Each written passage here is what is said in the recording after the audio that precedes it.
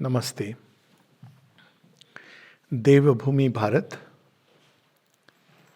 हम लोग कई बार ये एक साधारण ज्ञान भी, सामान्य ज्ञान भी आजकल हो गया है, लोग कम से कम मानने लगे हैं कि एक समय था जब भारत प्रत्येक क्षेत्र में अग्रणी था। शिक्षा में गुरुकुल की एक बड़ी समग्र शिक्षा दी जाती थी, केवल मेंटल नॉलेज नहीं, और नृत्य, कला, शास्त्र, संगीत और विज्ञान में भी काफ़ी आगे था भारत। और विज्ञान की चर्चा होती है कि एक समय था जब लोग कहते थे ये सब सुपरस्टिशन है। फिर अब धीरे धीरे जैसे विज्ञान की आज की खोजें थोड़ी बहुत लगता है कि पैरेलल करने लगी हैं पुरानी खोजों से, तो लगता है कि हाँ ये संभव रहा होगा। मेडिकल साइंस के फील्ड में आयुर्वेद, तो अब एक जो समस्या आती कि ये ठीक है, निश्चित रूप से बहुत भारत विकसित था, कई क्षेत्रों में विकसित था, लेकिन हमको तीन बातों का विचार करना चाहिए कि ये विकास इसने कैसे अर्जित किया था, कौन से वो पद चिन्ह थे जो खो गए हैं। बात ये नहीं कि पुष्पक विमान कहीं मिला कि नहीं मिला, लेकिन उन्होंने इसको किस प्रोसेस से प्राप्त किया था। दूसरी चीज है कि ये खोया कैसे, अगर ये सभ्यता इतनी विकसित थी। और तीसरा कि हम इसको पुनः कैसे प्राप्त कर सकते हैं। ये तीन प्रश्न आवश्यक हैं और वास्तव में तीनों के एक ही उत्तर है, और वो उत्तर भारत के अध्यात्म में अपने आप में जड़ा हुआ है। कैसे जड़ा हुआ है, तो आमतौर पे जब हम वेस्टर्न कंटेक्स्ट में देखते हैं आध्यात्मिक जीवन, तो हम पहले तो उसको रिलीजियस लाइफ से कंफ्यूज करते हैं कि कोई व्यक्ति चर्च जा रहा है, भगवान को जो भी पूजा कर रहा है, बाइबल पढ़ रहा है, कुरान पढ़ रहा है और कुछ नियमों के अनुसार जी रहा है, तो वो एक उनके लिए वो religious life equal to spiritual life, वो इसके उसमें नहीं जाते हैं। मनुष्य को कर्तव्य है कि एक किताब है, उसके अनुसार तुम जीवन जियो। और ईश्वर कौन है? ईश्वर एक ऐसी सत्ता है जो आपको जज कर रही है। नियम उसने बनाए, प्रकृति के नियम बनाए। आप उन नियमों को जानो ना जानो ये इंपॉर्टेंट नहीं है, आपको बता दिया गया है। जैसे एक छोटा बच्चा होता है, उसको कहा जाता है आग को छुओ मत, छुओगे तो तुमको जलोगे नहीं, पनिशमेंट मिलेगा। अब विज्ञान तो जानना चाहता है कि मैं क्यों ना छूं, लेकिन वो इंक्विजिटिवनेस जो खोज है, खोजी मन जिसको कहा जाए, या एक जिज्ञासु मन, उसको एनकरेज नहीं किया जाता है। ये वेस्टर्न कंटेक्स्ट के जो रिलीजन रहे, वहाँ आप जिज्ञासा नहीं, आप प्रश्न नहीं कर सकते कि ये क्यों ना करूं। आपको कह दिया गया आप करो, नहीं करोगे तो ईश्वर रुष्ट हो जाएगा, यानी अल्लाह या भगवान जो भी है वो रुष्ट हो जाएगा। रुष्ट होगा तो आपको पनिश करेगा। तो अब क्या हुआ? जिज्ञासा आपकी समाप्त हो गई। तो उसका रिजल्ट क्या हुआ? भगवान एक तो जज है, उसका विज्ञान, कला, इस सबसे कोई लेना देना नहीं। यहाँ तक कि ऐसा भी, अब अगर हम ओरिजिनल उसमें जाएं, एक प्रकार का इस्लाम है जहाँ तो हर प्रकार की कला, यहाँ तक कि वो साइंस भी मेडिवल एज में उसी में रहनी चाहिए, और कोई और नई खोज का उसमें स्कोप नहीं है। मैं ये नहीं कहता हूँ कि ऐसा ही शायद ओरिजिनली कहा गया होगा, लेकिन जो समझा गया है और जो प्रैक्टिस में लाया गया कि बस काल की गति वहाँ रुक गई। लेकिन भारतवर्ष में चीज़ें इसके बिल्कुल विपरीत थी। भारतवर्ष में ईश्वर वह है जो केवल जज नहीं है, जज तो उसका बहुत ही, इनफैक्ट वो रोल लगभग नगण्य है। विश्व में ऐसी शक्तियां हैं जो आपको ना केवल जज करती हैं, बल्कि वो इनबिल्ट हैं क्रिएशन में, जिसको कार्मिक लॉ या यम जो कीपर हैं, गार्जियन ऑफ द लॉ हैं। लेकिन यमराज भगवान नहीं है, he is one of the gods but not the God. तो भगवान के कई एस्पेक्ट्स में एक एस्पेक्ट है जो जस्टिस का है, लेकिन वो एक बहुत ही नगण्य एस्पेक्ट है, और भय का एस्पेक्ट नहीं है, जिज्ञासा का एस्पेक्ट है। और जिज्ञासा एक मार्ग है जिससे हम उस ज्ञान तक पहुंचते हैं। इसीलिए हम देखते हैं कि गीता में जब 4 प्रकार के भक्तों की बात हुई है, तो तीसरी श्रेणी का है जिज्ञासु। जिज्ञासु एक भक्त है। क्यों भक्त है? वो जानना चाह रहा है ईश्वर के ना केवल स्वरूप को, सृष्टि को सृष्टिकर्ता ने कैसे बनाया है। और फिर ज्ञानी, यानी जिज्ञासा इज ए पाथ टुवर्ड्स ज्ञान। तो जिज्ञासा को यहाँ भारतवर्ष में ये नहीं कहा जाता कि you have no right to ask questions. अब हम देखें तो पूरी की पूरी गीता प्रश्न उत्तर है, प्रश्नोपनिषद है। हाँ, you have to ask the right questions, not question for the sake of question, doubt for the sake of doubt. लेकिन उसमें भी कोई आपका सर कलम से नहीं किया जाएगा, ये कहा जाएगा कि आप मूर्ख तो हो ही, लेकिन मूर्ख के साथ साथ आप बहुत एरोगेंट हो, इसलिए आप ज्ञान के अधिकारी नहीं हो। ऐसे हुए ऋषि मुनि जो कहते हैं कि भाई तुम ज्ञान के अधिकारी नहीं हो, इतना ही, उसके आगे कोई आपसे लेना देना नहीं, आप अपने रास्ते जाओ। लेकिन एक जिज्ञासु को ज्ञान दिया जाता है। कई सारी योग वशिष्ठ जिज्ञासा से प्रारंभ होती है। जब वशिष्ठ ऋषि ज्ञान देते हैं और श्री राम प्रश्न करते हैं सुंदर सुंदर, तो हमारे यहाँ जिज्ञासा को एनकरेज किया गया है, पहली चीज। दूसरी चीज, हम हर चीज के स्रोत को ईश्वर मानते हैं। ये एक्चुअली यूनिफाइंग वेदांत है। लोग अक्सर एक यूनिफाइंग वेदांत में भी द्वैत ला देते हैं। कैसे? कहते हैं एक नॉन डुअल कॉन्शियसनेस है। ऑल राइट, वो equal to Advaita. Non dual का लिटरल ट्रांसलेशन हिंदी में, यानी अद्वैत का literal translation is non dual. तो अब वो क्या कहते हैं, तुम्हारी ये चेतना है जो अभी विभक्त चेतना है, इसमें अज्ञान है, इसमें सब इल्यूजन है, जो भी आप कह लो, लेकिन एक नॉन डुअल कॉन्शियसनेस अद्वैत, उसमें आप उठ सकते हो। जब आप उसमें उठते हो तो आप इससे फ्री हो जाते हो। ये नहीं था ओरिजिनल सेंस भारत में अद्वैत का। भारत में ब्रह्म ज्ञान को ये कहा गया, यस्मिन विज्ञाते विज्ञाति सर्वम। वह जिसको जान के आप सब जान सकते हो, सब जान सकते हो। इसका अर्थ यह है कि समग्र ज्ञान, क्यों, उसकी लॉजिक क्या है, तर्क यह है कि सृष्टिकर्ता ने सृष्टि बनाई है, तो कैसे बनाई है, क्यों बनाई है, प्रयोजन क्या है, कैसे वो इसको मेंटेन करते हैं, कैसे इसकी विनाश लीला होती है, क्यों होती है, नव सृजन कैसे होता है, ये सारा ज्ञान उनके अंदर पूरा इनबिल्ट है। यानी अगर कोई किसी लेखक से पूछे, कवि से, कि आपने ये क्यों लिखा, तो वो बता देगा कवि। आप कविता देख के अनुमान लगा रहे हो, लेकिन आप कवि से पूछोगे तो बता देगा। जैसे लोग पेंटिंग देखते हैं, मॉडर्न आर्ट, और वो कल्पना करते हैं, अनुमान लगाते हैं, इसके पीछे ये महत्व होगा, इसके पीछे ये होगा। लेकिन अगर आप जो पेंटर है उससे पूछ लो तो कहेगा मेरे हृदय में तो ये भाव था, बाकी तुम जो चाहो पढ़ लो। तो भारतवर्ष में जोर ये था कि पहले सृष्टिकर्ता से मिलो। अब देखिए आप, इंटरप्रिटेशन कितने प्रकार के होते हैं। इंटरप्रिटेशंस, इवन जो लोगों की अच्छी एक, जो चाहते हैं कि भारत भूमि का कल्याण हो, उत्थान हो, और पकड़ना चाहते हैं, तो वो कैसे पकड़ते हैं, कहते हैं इसका सिंबल ये है। अब सिंबल क्या है, ये तो हो सकता है मेरी सही रीडिंग हो सकता है मेरी गलत रीडिंग हो सकता है मेरी मिक्स्ड रीडिंग हो। दशरथ का अर्थ ये है, दशानन का अर्थ ये है, हो सकता है कि I may be right, I may be wrong. तो फाइनल सर्टिट्यूड कहां से आएगा? सिंबॉलिक रीडिंग एक केवल एक सीढ़ी है, उसके आगे विजन आता है। विजन और रेवलेशन, जब राम जी खुद आपके सामने प्रकट हो, कहे मैं हूं राम, अब आपने वो देख लिया तो हो गया कल्याण। अब हुई है ऐसी घटनाएं भी। अब आप उसके और आगे जाएं, राम एज एन अवतार, श्री कृष्ण एज अवतार, और उनके जो आदि, जो सत्य, जहां संपूर्ण इन सब का सत्य है, जब उनसे आप जुड़ जाओगे तो you will have the entire knowledge. इसीलिए ज्ञान और विज्ञान, और आप देखेंगे कि गीता में भी इसका बड़ा सुंदर, विज्ञान is not science as we understand. विज्ञान ज्ञान का विस्तार, अगर इसको एक सरल ढंग से पूछे, संस्कृत की डेफिनेशन नहीं, ज्ञान एसेंस है हर चीज का। एसेंस क्या है? डिवाइन है। ये ऋषि मुनि सब बताते हैं कि ब्रह्म वो उसका एसेंस है, बीज है, गर्भ है, जो भी आप कह लें।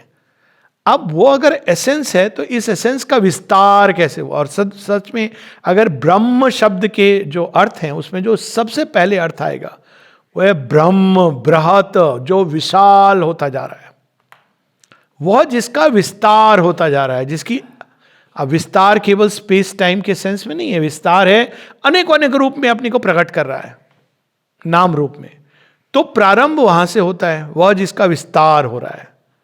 ब्रह्म अनादि अनंत अगोचर। देखिए शब्द में ही वो चीज है। Why do we use the term Brahm for the ultimate reality?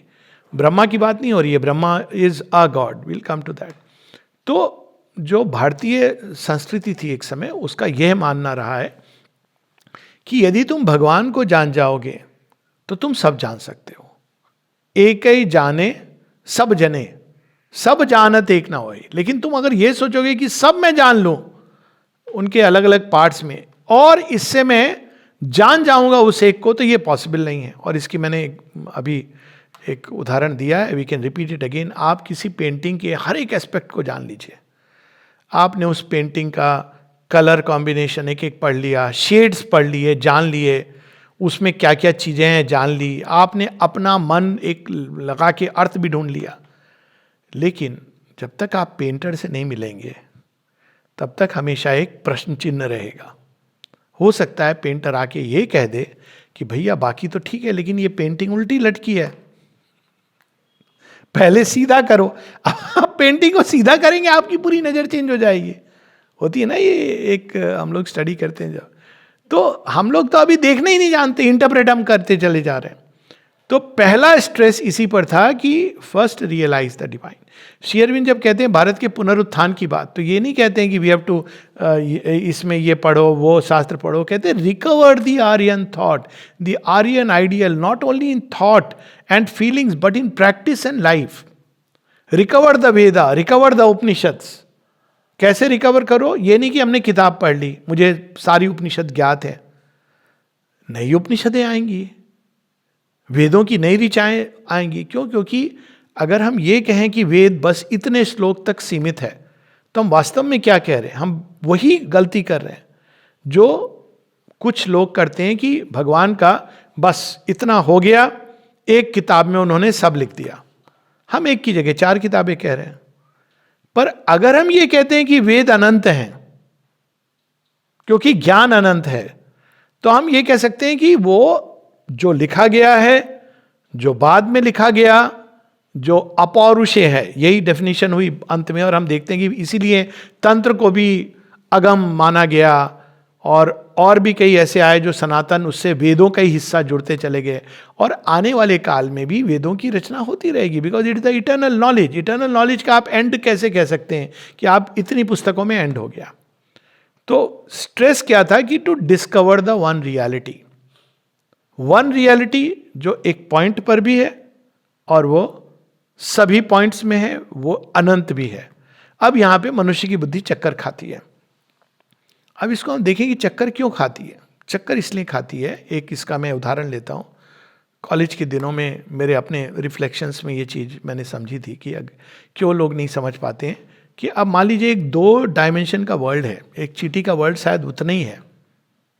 आप एक समझिए वो टेबल पे घूम रही है, उसके लिए हाइट का कंसेप्ट नहीं देख पा रही है, एक समझने के लिए उसका 2 डायमेंशनल वर्ल्ड है, उसमें चींटियों का एक संसार है। और एक व्यक्ति, मनुष्य तो 3 डायमेंशन में रहते ही है, मतलब स्पेस के और प्लस टाइम का तो इनमें भी होता है। तो उसने एक चींटी को निकाल करके बाहर रख दिया। अब ये अंदर में जो चींटियां एनालाइज करती रह जाएंगी कि ये हुआ कैसे। वो या तो कहेंगी कि ये फ्रीक फेनोमेना है, या वो कहेंगी कि ये तो अघटन होने वाली घटना है, या वो कहेंगी कि ये झूठ है, ये काउंट हमने ओरिजिनल काउंट गलत किया होगा। लेकिन वो कल्पना नहीं कर सकती है कि तीसरा डायमेंशन भी होता है।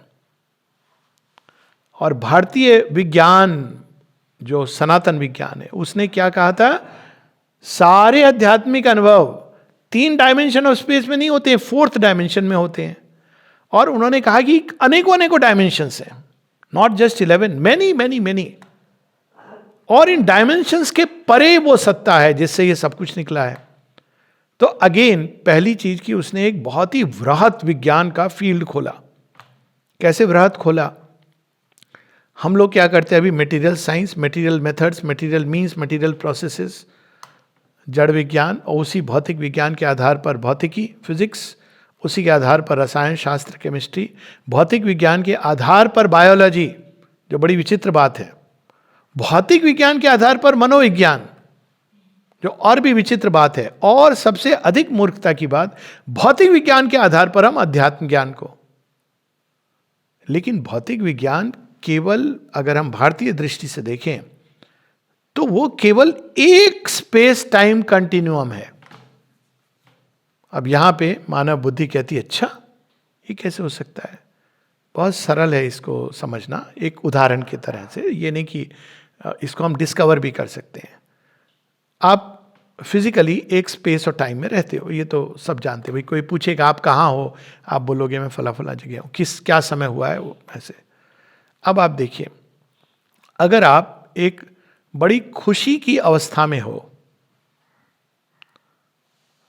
और आपका मन अनेकों जगह जा रहा है, तो मन के अंदर आप कितने स्पेस में, अगर कोई अचानक आपको पुकार ले, भाई कहाँ थे, पूछते हैं ना हम कहाँ थे, अरे मैं अपने स्वप्न जगत में था, अरे बड़ा सुंदर मैं भाव, तुमने डिस्टर्ब कर दिया। अब ये क्या है, ये कम से कम हमको 2 स्पेस टाइम मिले, टाइम भी।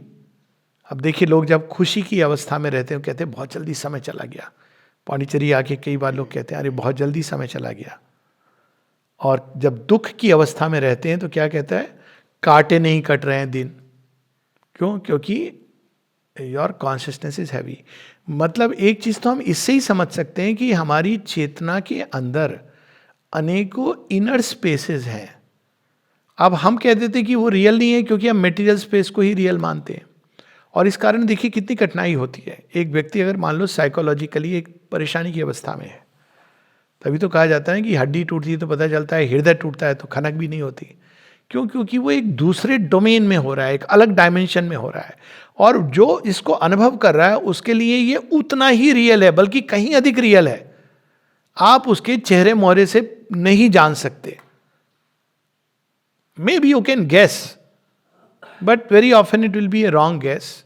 और अगर वो स्वयं कहे तो आप जान सकते हो, लेकिन फिर भी कोई जरूरी नहीं कि आप मानो। कई लोग हैं जो कहते हैं अरे ये सब कुछ नहीं होता, क्यों, क्योंकि आप मटेरियल स्पेस में, पर उसकी इनर स्पेस में उसको जो अनुभव हो रहा है कि उसका ब्रह्मांड कोलैप्स हो गया है। जैसे फिजिकल स्पेस में आपका घर कोलैप्स होता है, क्या वो रियल नहीं है? उससे पूछो जो इससे गुजर रहा है, तो रियलिटी का दूसरा ऑर्डर है। So there are many orders of realities before we come to the supreme reality. तो और वैसे ही टाइम का भी है। अब वो परेशान हो रहा है व्यक्ति, दिन नहीं कट रहा है, आप उसको बोलो नहीं तुम खेलो, ये करो वो करो, वो नहीं कर पा रहा है, क्योंकि वो एक ऐसे डोमेन में चला गया है जहां वो पैरालाइज महसूस कर रहा है। तो अब भारत ने इस सबको स्टडी किया डिटेल में, तो इसने विज्ञान को कम से कम 2 लेवल्स पे या 3 लेवल्स पे बांटा। एक है जड़ विज्ञान, भौतिक, वही सब जो आज की साइंस है, उसका विकास, लेकिन इन्होंने इसको समझा कैसे, वो विल कम टू दैट। भौतिक संसार, उसका विज्ञान, यानी हर चीज जो भौतिक संसार में वो कहीं ना कहीं अंत में मटेरियल प्रोसेस से एक्सप्रेस करेगी। आप कितना भी कर लो, आप लोग कहते हैं ना फूंक मार के इलाज, हाँ, पर फूंक जो आपने दी है वो एक मटेरियल मीडियम है, अंत में कोई मटेरियल मीडियम आएगा। ये जनरली भौतिक स्तर पे। अब वो दृश्य हो सकता है या अदृश्य हो सकता है, क्योंकि हमारे थॉट्स प्रभाव डालने लगे हैं शरीर पर। हो सकता है आप सोच करके किसी को ठीक कर रहे हो, लेकिन एक मटेरियल प्रोसेस है। हो सकता है वैज्ञानिक उसको स्टडी करे और बोले नहीं नहीं आपके विचारों से नहीं ठीक हुआ है, इसका हमने ईजी लिया, ब्रेन के अंदर ये चेंजेस आए इसलिए ठीक हो गया, लेकिन उसने उस अदृश्य प्रोसेस को नहीं देखा। तो भारतवर्ष कहता है एक तो दृश्य जगत है, उसका दृश्य विज्ञान है, साइंस ऑफ अपीयरेंसेस, और उसके पीछे बहुत बड़ा अदृश्य जगत है, और उसका एक अलग विज्ञान है जिसको भारतवर्ष ने गुह्य विज्ञान या ऑकल्ट साइंसेस का नाम दिया।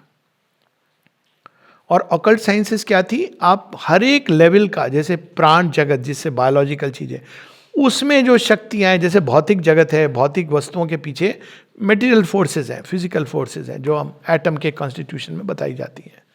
तो प्राण जगत के पीछे प्राणिक शक्तियां हैं जो पुश करती हैं, गति देती हैं, एक प्रकार का ज्ञान देती हैं। कैसे होता है कि जिसको हम कहते हैं इंस्टिंक्ट, लेकिन इंस्टिंक्ट क्या है, कहीं ना कहीं तो वो नॉलेज है।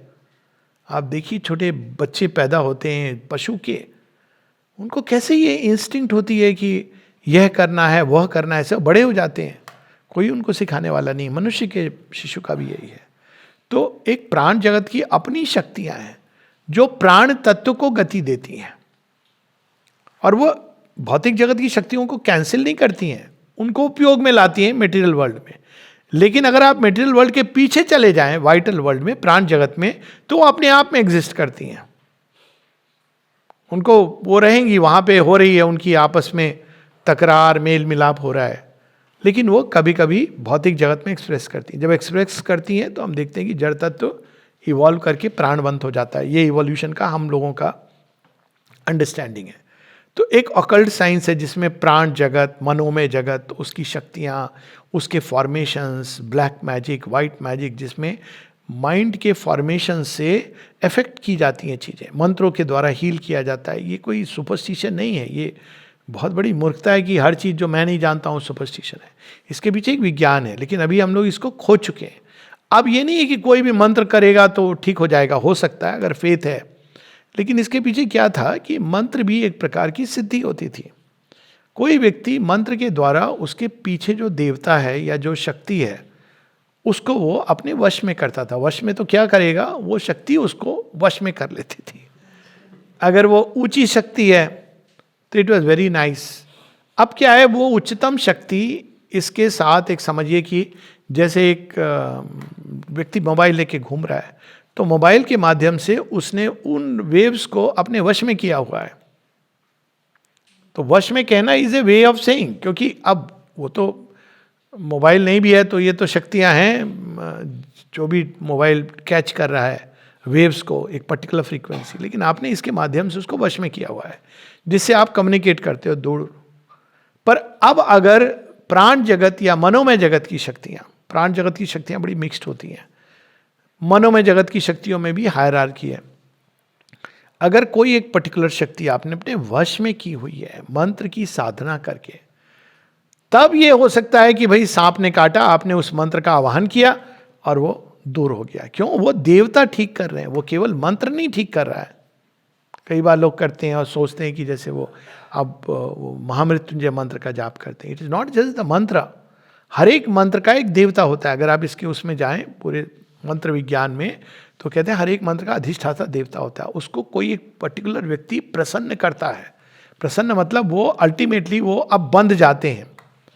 तो ये एक साधना होती है। ये ऐसे नहीं कि कोई भी आदमी कहीं पर भी कुछ भी कर लेगा।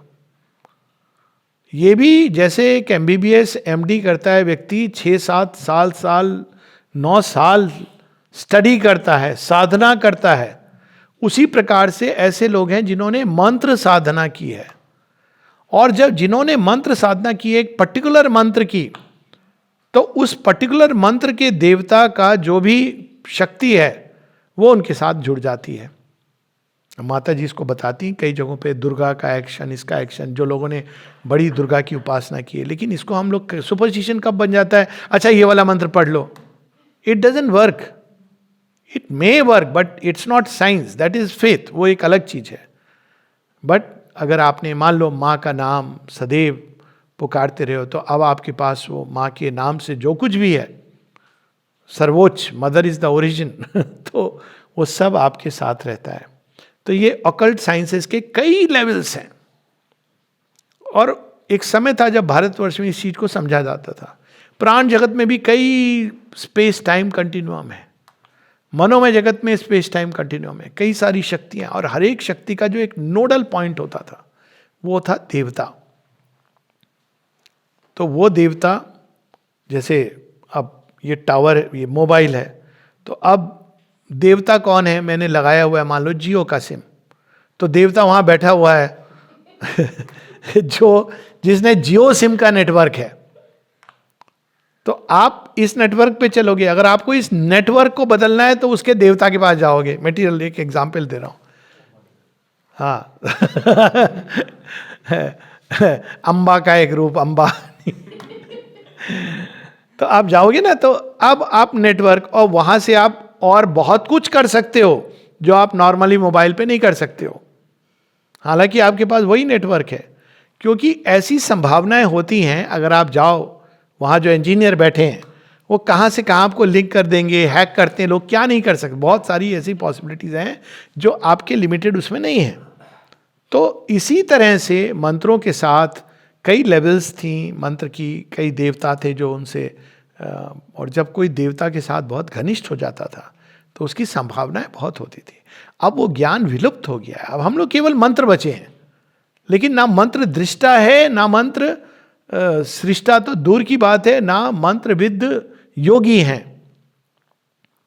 तो ये हुआ एक नंबर ऑफ लेयर्स, और ये जो लेयर्स थे स्पेस टाइम के पूरे ऑकल्ट साइंसेस, ये जाके अल्टीमेटली ये अनेकों अनेकों देवी देवता, वास्तव में एक ही वर्ड हमको यूज करना चाहिए, देवता. It is both masculine and feminine.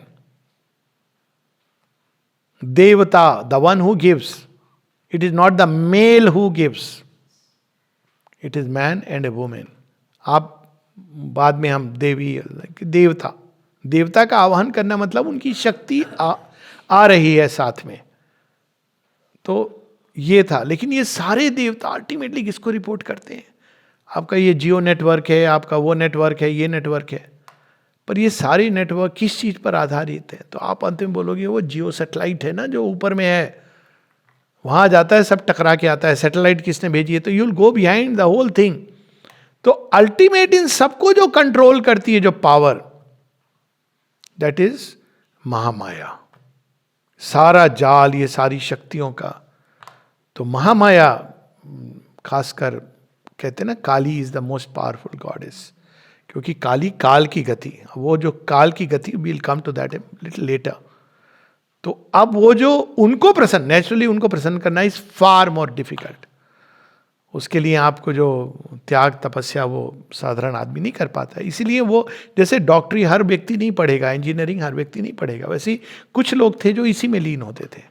और इन लोगों के पास ये कैपेसिटी थी. जैसे एक योगी संतानहीन है और कहा जाता है कि उनके just by the blessings of the Yogi one can conceive. मैं रियल इंस्टेंस से जानता हूं ऐसे. और वो ब्लेसिंग से, not by any kind of other process.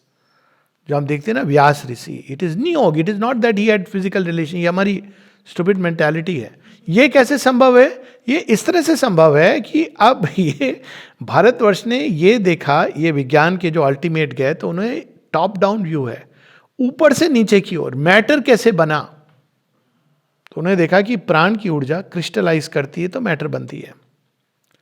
तो यदि एक योगी इतना डेवलप्ड है कि वो प्राण की ऊर्जा को मेटीरियलाइज कर सके, सघन बना सके, घनीभूत बना सके, तो एक संतान विहीन महिला के अंदर गर्भ धारण करना संभव है.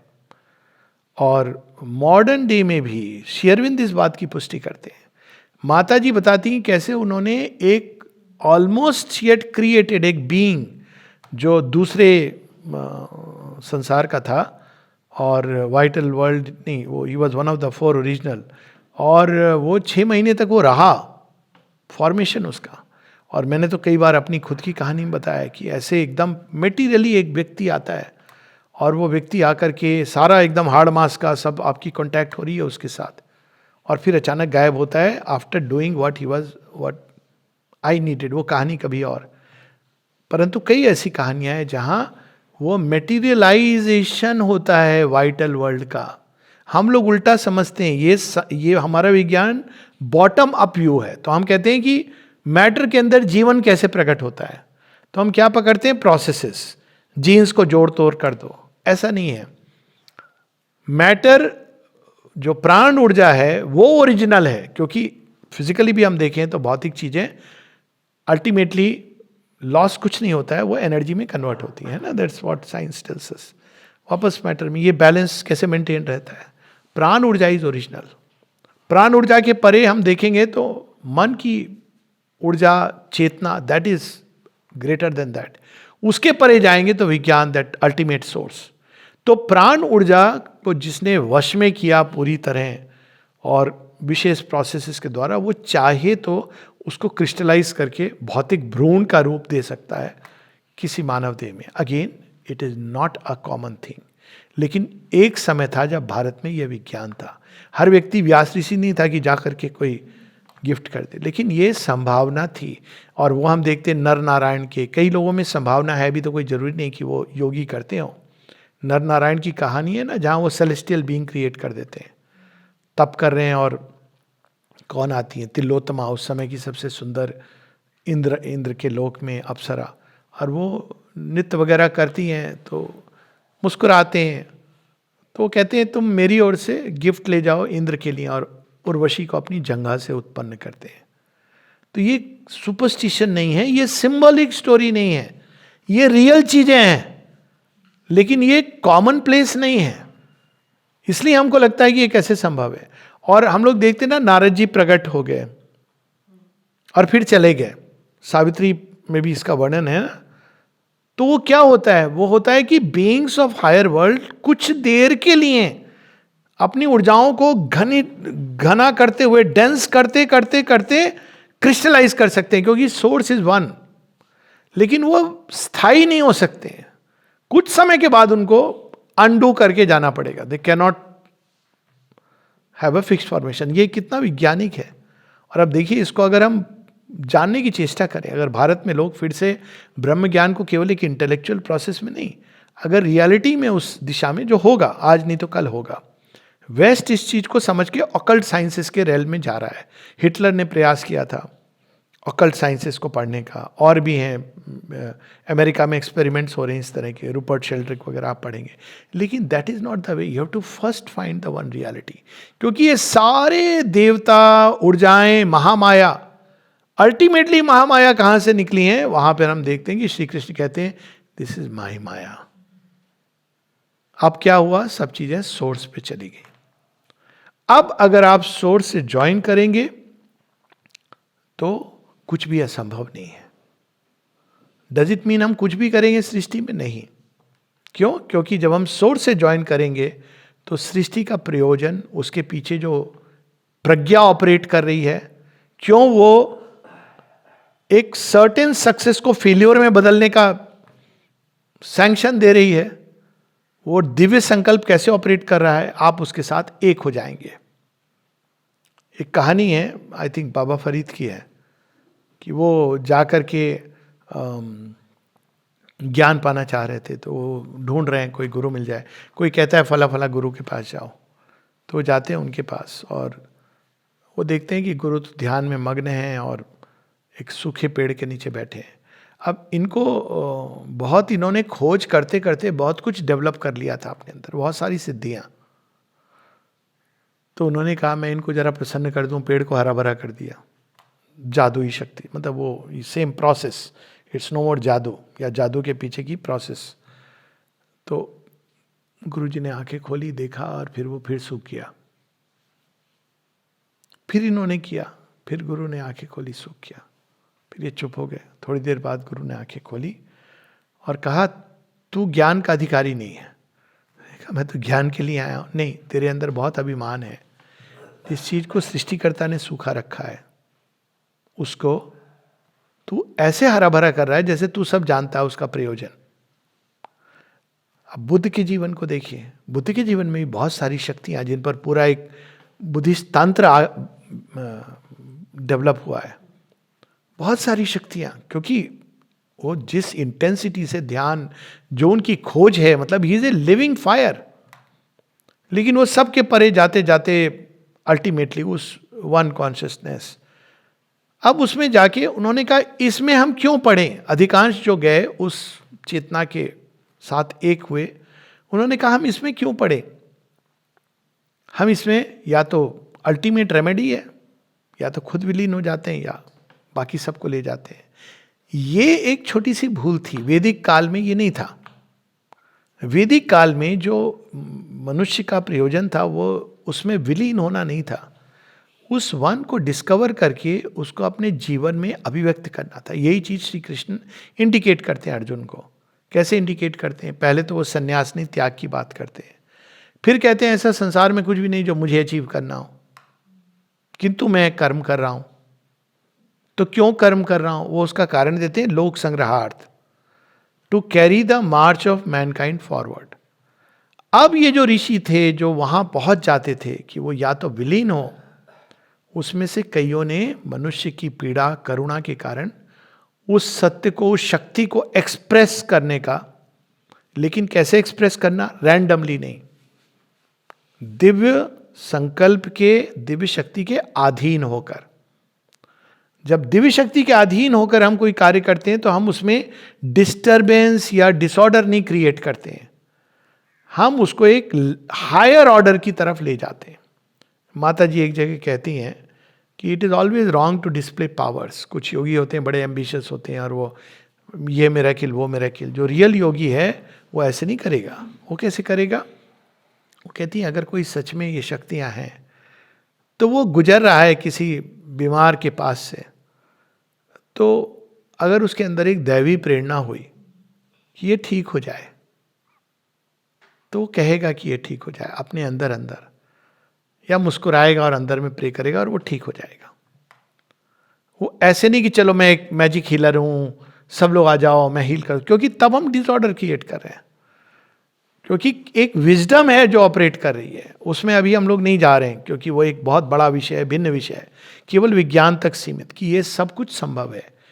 और इसकी प्रोसेस क्या थी? पहले एक को जानो, फिर वो सारे उच्च शक्तियां, उच्च देवता। वेदों में ये असुर का सेंस ऐसे नहीं था जैसे हम लोग अभी देखते हैं। वो थे उच्च देवता और थे क्षुद्र देवता। श्री अरविंद भी अगर आप सावित्री पढ़ें तो एक तो पाताल लोक के हैं, वो तो अलग हैं, लेकिन अदरवाइज वो God heads of the little life and God heads of the greater life and God heads of the mind, इसकी बात करते हैं। तो ये क्षुद्र देवता कौन थे? ये छोटी मोटी चीजें, उसमें वो डिसऑर्डर भी कर दिया, एक्सीडेंट हो गया, ये सारी चीजें जो हम लोग अभी, और जो रियल एडवर्स और होस्टाइल फोर्सेस हैं वो पाताल लोक, तो वो तो डार्कनेस में जीते हैं, डार्कनेस से पोषित होते हैं। तो इस प्रकार से ये विज्ञान डेवलप हुआ था भारत का। उसमें हर चीज का एक बहुत सुंदर और इतना समुचित वर्णन है, जैसे स्पेस और टाइम।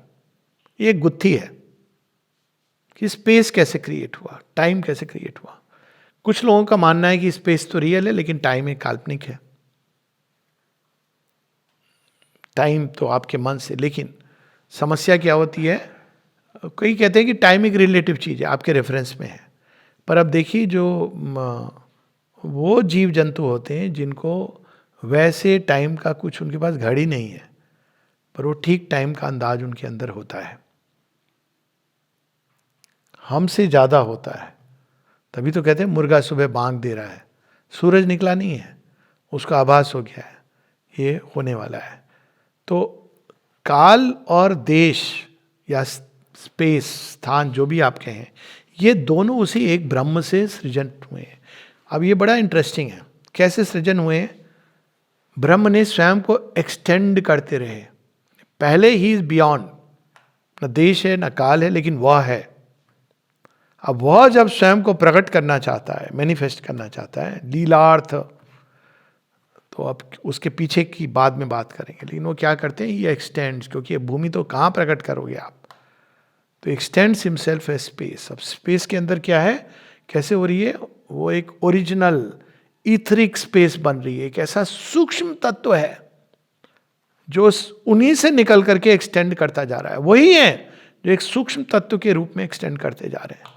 ये जो ईथर है, ये ultimately science will discover it is the original matter, और वो कंडीशन है मैनिफेस्टेशन का। तो अब उसमें काल की गति कैसे आती है? तो काल की गति ऐसे आती है कि अब वो तो एक्सटेंशन हो रहा है इथरिक स्पेस का। अब वो कैसे हो रहा है? कहते हैं कि नाद। अब वो क्या है? एक वेव के रूप में, क्योंकि आप जब तक उसके अंदर क्षोभ नहीं होगा, जिसको हम लोग गलती से वो डिजायर कहते हैं, क्षोभ। ब्रह्म तो परम शांत है, वो एक्सटेंड भी कर रहा है तो परम शांति, उसके अंदर एक क्षोभ होता है। तो क्षोभ की गति से आप उसको नित्य कह लीजिए, नाद कह लीजिए, आप उसको वट एवर यू से, तो लाइट एंड साउंड वहां से ओरिजिनेट होते हैं। He extends as light and he manifest as sound, so they become space and time. कोई कहेगा कौन सा पहले आया? एक साथ आया, क्योंकि काल के आने के पहले तो काल आप नहीं कह सकते, कालातीत है। That's interesting. They happen together, जब वो एक्सप्रेस करते हैं तो एक्सटेंड्स। अब देखिए कितनी इंटरेस्टिंग है। अगर ओरिजिनल लूप देखें टाइम का, तो वो शायद वो जो स्टार्ट हुआ, जैसे एक श्वास लेना, वो अभी अंत ही नहीं हुआ, गोइंग ऑन, पर वो धीरे धीरे अलग अलग स्पेस टाइम में जो लिमिटेशन के कारण आते हैं, तो वो धीरे धीरे सीमित होने लगता है, वेव्स बदलने लगती हैं, हार्मोनियस होती हैं, डिसऑर्डरली हो जाती हैं। अब इसको समझे हम इस तरह से। स्पेस, कुछ लोग होते हैं जो एक थॉट में, इमेजिनेशन में एक घर को कंसीव करते हैं। तो अगर आप उनसे पूछोगे कि अच्छा बेडरूम कैसा होगा, वो बताएंगे बेडरूम कैसा होगा, किचन कैसा होगा, किचन ऐसा होगा, पूजा रूम कैसा होगा, ऐसा होगा। उनके माइंड में ये सब एक साथ है। ऐसे नहीं किया उन्होंने कि पहले किचन कंसीव किया, फिर वो एक घर, फिर उन्होंने उसको भरा। ऐसे वो नहीं करते हैं कि वो एक्सटेंड, जो भी लोग जिनकी इस तरह की होती ना photographic visual thinking, they see it as a simultaneity. तो स्पेस की एक कंडीशन है जहां आप यहां से वहां नहीं कह सकते हो, क्योंकि वो एक साथ आपके अंदर है। ये एक ह्यूमन लेवल की एक एक्सपीरियंशियल चीज। तो जो ओरिजिनल ब्रह्म चेतना का जो अनुभव है स्पेस का, वो सब कुछ उसके अंदर है। और श्री अरविंद इसकी बात करते हैं क्योंकि उन्होंने ये अनुभव किया था। तो वो क्या कहते हैं? I have wrapped the wide world in my wider self, space and time my spirits seeing are. अब क्या हो गया? स्पेस है भी पर बाउंडलेस है, क्योंकि ब्रह्मन बाउंडलेस है। अगर उससे एक स्टेप पीछे चला जाए तो ब्रह्मन अपने आप में है, बियॉन्ड स्पेस एंड टाइम है। तो बाउंडलेस स्पेस का जो ये केवल कंसेप्शन नहीं, एक अनुभव है। बाउंडलेस स्पेस में कोई प्रवेश करेगा, जैसे आप अपने दिमाग के अंदर एक घर आपने बनाया है, उसको आप शिफ्ट कर सकते हो, चेंज कर सकते हो, और जब आप एक्सप्रेस करोगे तो आप बोलोगे कि नहीं नहीं ये ऐसे नहीं है, वैसे एक्सप्रेस होना है।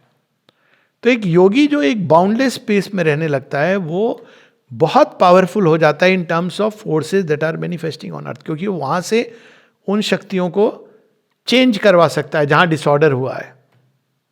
अब देखिए, वहीं से टाइम की गति भी ऐसे ही है। अब जिसके अंदर सब कुछ है, तो उसके अंदर काल कैसे मैनिफेस्ट करेगा? आप अगर उसको बोलोगे जिसके माइंड में घर है पूरा, एक इजी उदाहरण है इसलिए, तो आप बोलोगे भैया अच्छा किचन से बेडरूम ले चलो, अगर आप जाओ तो वो कैसे जाएगा? वो किचन से बेडरूम लिविंग रूम के थ्रू नहीं जाएगा, वो साइमल्टेनियसली जाएगा। मन के अंदर ऐसे ही होता है ना, माइंड स्पेस के अंदर आप ऐसे नहीं जाते हो कि ऐसे ऐसे ऐसे ऐसे। आपको कहा जाए पौंडीचेरी से कोलकाता, आप विद्युत की गति से अधिक वेग से, यही जो प्रश्न है ना वो साइंस है। जो प्रश्न यक्ष का प्रश्न है कि क्या है जो प्रकाश की गति से अधिक तेज है, तो युधिष्ठिर कहते हैं मन है। माइंड स्पेस में टाइम की भी यही चीज हो जाती है। There is simultaneous space and simultaneous time. आप देखिए संभावनाएं आप कितनी हो गई। वहीं से त्रिकाल दृष्टि आती है। आप जिधर चाहें उधर देख, सारी चीजें एक साथ आपके अंदर घटित हैं। लेकिन जब वो मैनिफेस्ट करेंगी तो धीरे धीरे धीरे मैनिफेस्ट करेंगी। आप उस कविता को लिखोगे तो राम आएंगे, और उसका देखिए, अब रामायण का कोई पूछे कि इसका सार क्या है, तो क्या आप बोलेंगे? राम की कथा है।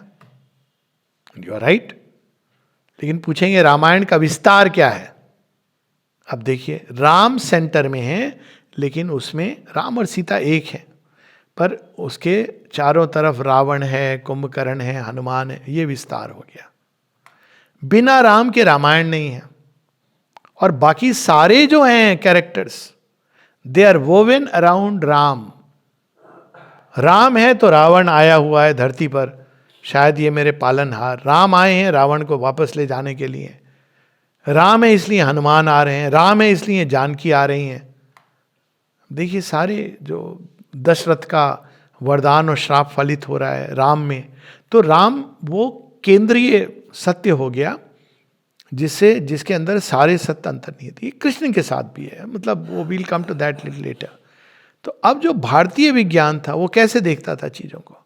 अब ये तो हो गया ओरिजिनल स्पेस टाइम क्या है, boundless space and endless time.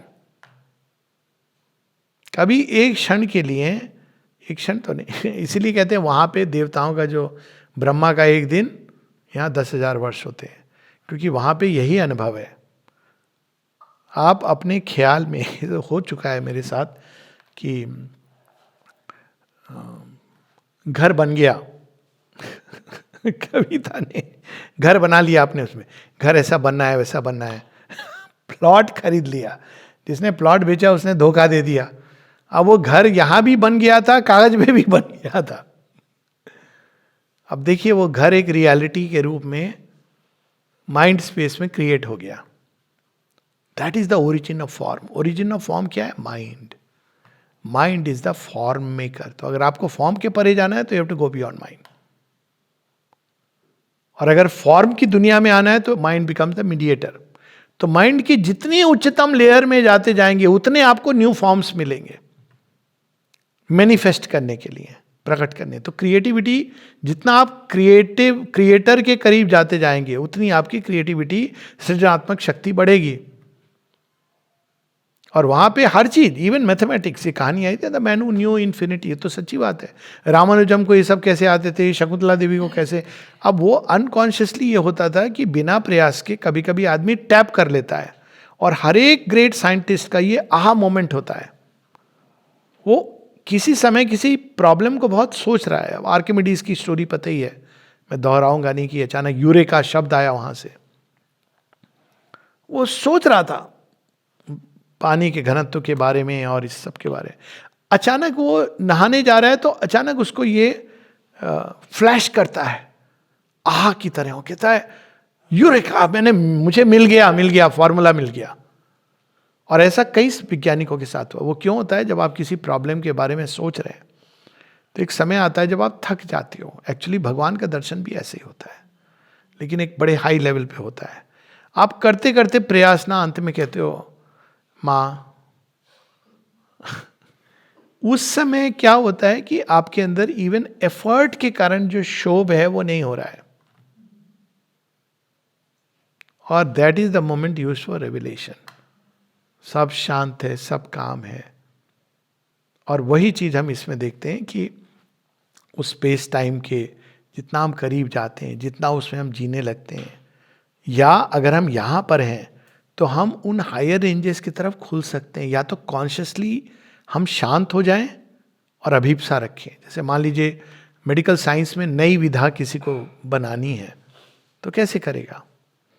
Ayurveda का जन्म कैसे हुआ? आयुर्वेद में उन्होंने एस्पायर किया. आयुर्वेद की स्टोरी आती ना, भारद्वाज ऋषि और अनेकों ऋषियों ने फला फला पर्वत पे इंद्र को इन्वोक किया कि मनुष्य की आयु बड़ी छोटी हो गई है, बहुत पीड़ा है, वो एंजॉय नहीं कर पा रहा है, कुछ आप उपाय बताइए. तो आयुर्वेद का जन्म हुआ. अब वो स्टैटिस्टिक तो उन्होंने नहीं करी. कैसे किया उन्होंने?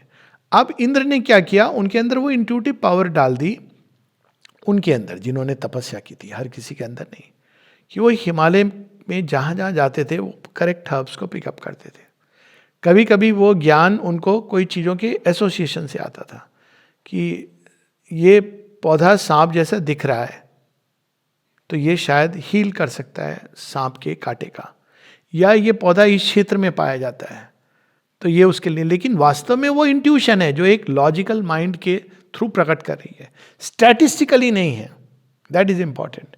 और वो जब वो उन्होंने अप्लाई किया तो it worked. If it didn't work, हम लोग अब तक जीवित नहीं होते. एलोपैथिक तो अभी आई है ना, और अभी भी वो कितने चैलेंजेस से गुजर रही है. लेकिन आयुर्वेदा तब भी थी, आज भी है. बल्कि strangely there is a sudden increase in people turning towards Ayurveda.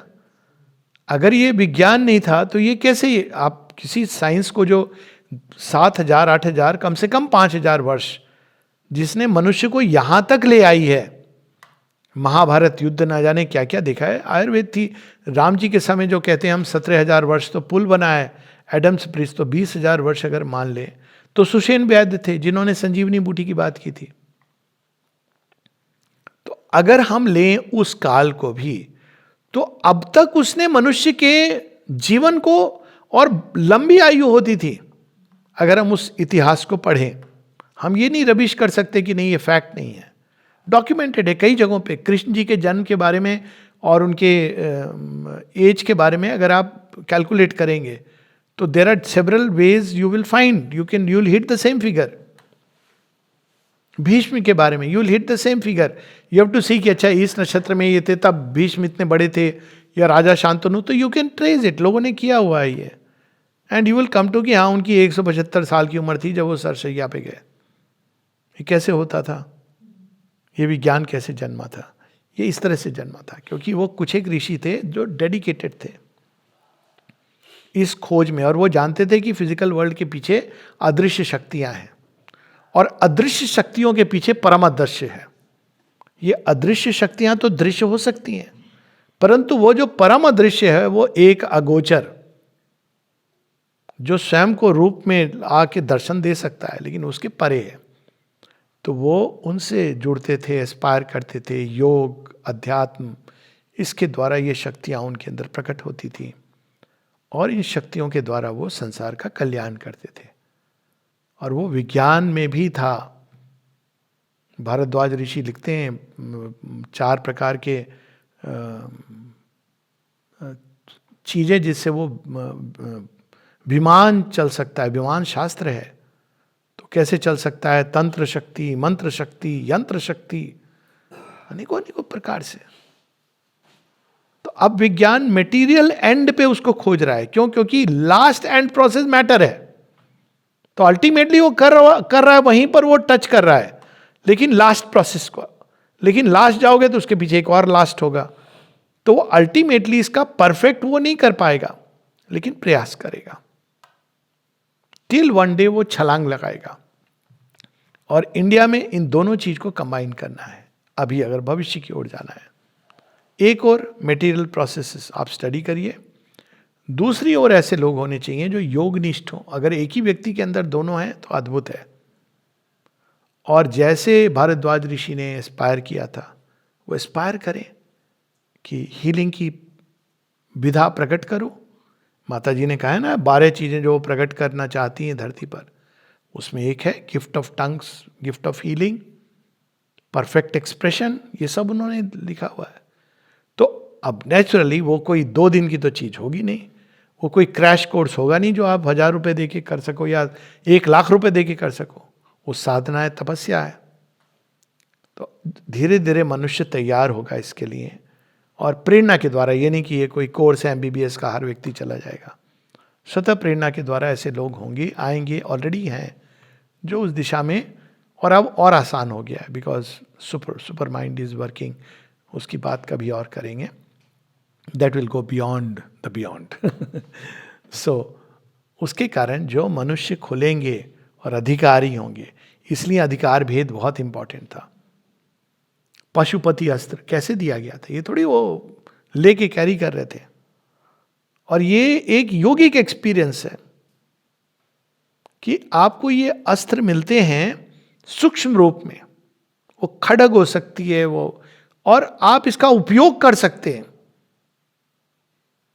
Even by mind power. अब वो मेटेरियलाइज कैसे करते थे आई डोंट नो, बट उसकी भी एक प्रोसेस होगी कि वो मेटेरियलाइज करके उसको इतना घना बना। बिकॉज आपको एक मेटेरियल मीडियम हो तो बहुत अच्छा है, आप जिधर डायरेक्ट करो। आखिर श्री राम ने जब एक तृण को ब्रह्मास्त्र बना दिया था, कैसे बनाया था उन्होंने? यही तो स्टोरी ना, जयंत को वो पीछे छोड़ दे एक तृण उठा के, क्योंकि उसको लगता है कि शस्त्र अस्त्र तो उनके भीतर है। तो this was the degree of development of science. और वो कहां से? आत्मज्ञान से। पर कालांतर में क्या हुआ? कालांतर में हम लोग द्वार तक पहुंचते थे, फिर कहते थे शक्ति को हमने डिस्कार्ड कर दिया। हम सीधा Mahamaya as a door to plunge into moksha और निर्वाणा। जब ये भारत ने योग का ये रूप लिया तो अब वो शक्ति हमने खो दी, क्योंकि शक्ति का तो अधिकारी होना है आपको, मोक्ष का भी अधिकारी होना होता है और शक्ति का भी अधिकारी। दोनों एक ही जगह खड़े हैं। सृष्टिकर्ता और सृष्टि की जो उनकी सृजनात्मक शक्ति है वो एक ही जगह है, अलग नहीं है। प्रभा को मोक्ष के अधिकारी होना है, मोक्ष आप चाहोगे, ये फ्रीडम है जो वहां पहुंच गए, तो divine will absorb you inside. पर अगर आप इस सृष्टि के अंदर दिव्य कर्म या भगवान के इस मैनिफेस्टेशन में एक सहयोग देना चाहते हो, तब वो शक्ति आपके अंदर प्रकट होगी, कार्य करेगी। तो अब हम उस युग में प्रवेश करें जब ये चीजें फिर से भारत रिवाइव करेगा। और लेकिन उसके लिए ये मोक्षवादी धारा जो है उस पर बहुत, अभी हमारा ये सब अल्टीमेटली ये सब ठीक है भारत में था, लेकिन अंत में मोक्ष था। Excuse me, it is not true. एक केवल मोक्षवादी सभ्यता इतना वैभव नहीं क्रिएट कर सकती है। और वो अध्यात्म की ओर था भारत का रुझान। उसने ये नहीं है कि देहात्म बोध से ये सब क्रिएट किया था। और आती की जो कहानियां विश्वकर्मा आके क्रिएट करते हैं, कैसे क्रिएट करते हैं, तो ये कहानियां नहीं है, किस्से नहीं है, ये एक सत्य की ओर संकेत हैं जो विलुप्त हो गया है, क्योंकि शक्ति के लिए पात्रता चाहिए। किंतु जैसे जैसे वो होगा ही होगा, ह्यूमैनिटी डेवलप करेगी, आप देखेंगे कि फिर से मनुष्य इस लॉस्ट नॉलेज को प्राप्त करेगा। ये ग्रंथों में नहीं मिलेगी, ग्रंथों में प्रोसेस मिलेगी। ग्रंथों में मिलेगा कि ये मंत्र जो है इससे आप मरणासन अवस्था से जीवित हो सकते हो, पर ग्रंथों में ये नहीं मिलेगा कि इसकी साधना और तप जो किया जाता है वो आपका प्रयास है। कहा जाता ना इतने बार करना, इतने बार करना इज नॉट जस्ट कि इतने बार मैकेनिकली कर दिया कि भाई हमने अपना काम पूरा कर दिया। वो पूरी निष्ठा के साथ उसकी विधि होती है, प्रोसेस होती है। और ऐसे लोग आएंगे जो रिकवर करेंगे इस नॉलेज को, ये बाउंड टू हैपन। कौन होंगे? ये दैवी प्रेरणा है। अभी तो मनुष्य एकदम धाराशाही हुआ गिरा पड़ा है केवल जड़ तत्व को। और ये ज्ञान बाहर क्यों नहीं था? क्योंकि उन्होंने जड़ तत्व और उस अल्टीमेट रियलिटी के बीच में बाकी सब कुछ बैनिश कर दिया। There are no gods, there is no occult science, है भी तो खत्म कर दिया थी। आप देखें क्रिश्चियनिटी में भी एक ऑकल्ट डायमेंशन है, इस्लाम में, पर उन्होंने उसको खत्म कर दिया पूरा। देवताओं को मार डाला, मतलब अपने। अब बुत तोड़ने से देवता खत्म होते हैं क्या? ये तो बहुत बड़ी बेवकूफ़ी है। You can break an idol, you cannot break the reality. वो हो रहा है ना अयोध्या में, आपने तोड़ डाला, उसके बाद मस्जिद बना दिया। रियलिटी तो नहीं आप तोड़ सकते ना, वो रियलिटी तो एक्सप्रेस करेगी। आप कितना भी चीखो चिल्लाओ, that will express itself. Instrument बन जाएंगे उसके, प्रोसेसेस इवॉल्व कर जाएंगी। तो ये भारतवर्ष में पहले उस सुप्रीम रियलिटी को, ब्रह्म, लेकिन कौन सा? वह जिसको जान के सब जाना जा सकता है, और फिर उसका यंत्र बन के, ईश्वर का यंत्र बन के, दिव्य प्रेरणा स्वरूप नई शक्तियां जो नॉट एज सिद्धीज, जिसको सिद्धीज, लेकिन श्री अरविंद कहते हैं कि दे विल डेवलप। और सिद्धीज को डिस्कार्ड करना, थ्रो अवे कर देना, वो एबनॉर्मल सुपर नॉर्मल चीजें हैं, परंतु ऐसे नहीं मिलती हैं। और उनमें नहीं जाना चाहिए सिद्धि फॉर सिद्धि सेक, नहीं, पहले ब्रह्म चेतना। नहीं तो सिद्धि फॉर सिद्धि सेक मतलब आप किसी भी डार्क चीज के अंदर जा सकते हो, उसको कंटेन नहीं करोगे तो टूट जाओगे। पहले ब्रह्म, वेदांता, श्री अरविंद कहते हैं ना, the aim of tantra through the method of Vedanta. फिर जैसा उनका आदेश हो, जैसी आपके अंदर उनकी इच्छा हो, उसके अनुसार चीजें आपके अंदर डेवलप होंगी, और वो जैसे जैसे डेवलप होंगी संसार में वो चीजें प्रकट होंगी, ऐसे यंत्र बनेंगे। यही मां ने जो प्रार्थना दी स्टूडेंट्स को, may we be ready to receive the new things. माँ कहती हैं सूक्ष्म भौतिक जगत में मैंने सब तैयार कर दी हैं चीजें, but instruments have to be ready to receive it. और जैसे जैसे हम रिसीव करेंगे, आप देखेंगे हर एक क्षेत्र में, physics, chemistry, biology, none of them is a finish science.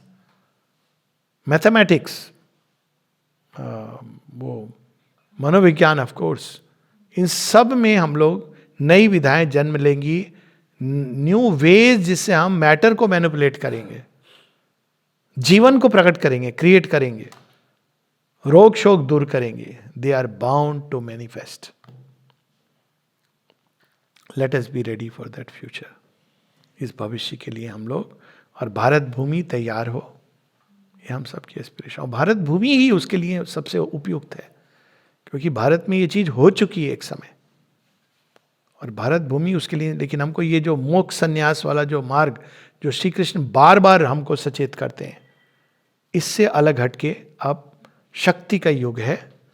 और ईश्वर, यस, आंतरिक मुक्ति फ्रॉम अज्ञान, यस, आत्मज्ञान, यस, परंतु वो लय के लिए नहीं, लेकिन एक दिव्य नर्तन, दिव्य प्रकटन के लिए, लास्य के लिए। Lasya is the dance of the divine mother. लय के लिए नहीं, लास्य के लिए। जय मां।